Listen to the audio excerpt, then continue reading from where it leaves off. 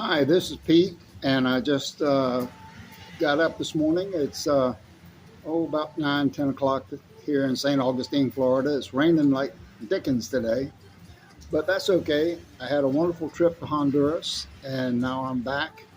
I wanted to tell you about the two airports. I left from Comayagua, which is about an hour outside of Tegucigalpa, where the old airport, Toncontin, is located.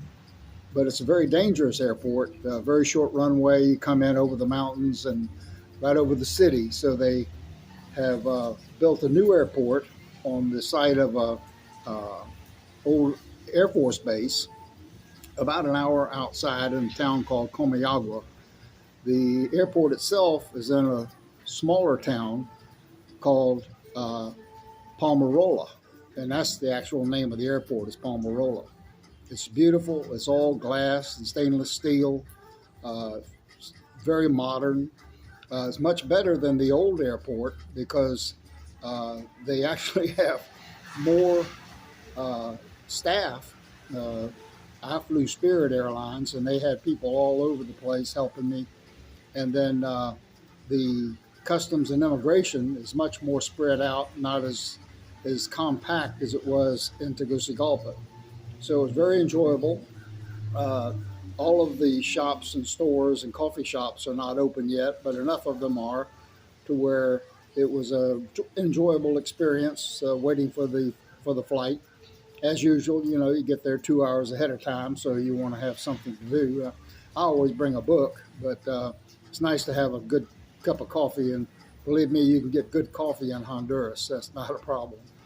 Uh, The flight was smooth, a little bit of bumpiness when we took off because you're coming out over the mountains. But then we had a beautiful sight. We flew straight out over the ocean and flew over the outer islands of Honduras, mainly Roatan, where I've been. It's absolutely beautiful. They speak mostly English on that island because it was originally a British colony. And they take dollar bills, which is nice. You don't have to exchange your money.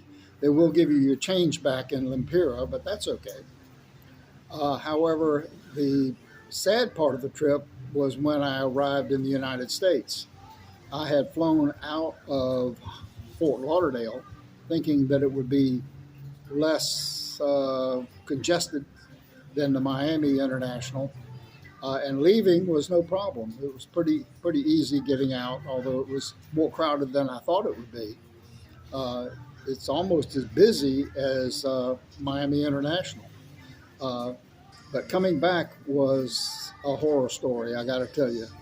Uh, we landed pretty much right on time, maybe about 10 minutes later. We were supposed to get in at 4:30. I think we got in about 4:40. But as soon as we departed the aircraft, we were stopped in the hallway outside of the tunnel and made to wait about 30 minutes, just standing up, no restrooms, no chairs, no place to sit down, while several other planes disembarked and went in a side door off of the hallway we were held up in. Then after about 30 minutes, we were allowed to move forward and go into that same hallway, which was not much better because it was a giant gymnasium-sized room just filled with people, just packed to the gills. And once again, no place to sit down. Uh, Many people were sitting on the floor or lying on the floor. Uh, had those usual snake ropes that you see in Disney World and places like that. But they weren't moving. We just sat there. Uh, Someone did try to make an announcement that they would move us as soon as possible, which made sense, but it wasn't happening.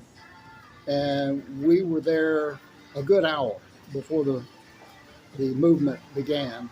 And once we did start, it was very, very slow, very slow. They were letting only maybe a dozen people at a time into the next room where the immigration people were. And all in all, make a long story short, because I don't want to keep this video going too long, uh, it took 3 hours to get from the plane to the parking lot. and out on the I-95 to head north.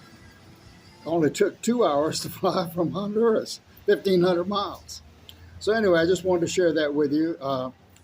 Today is 1 week into my 80th year.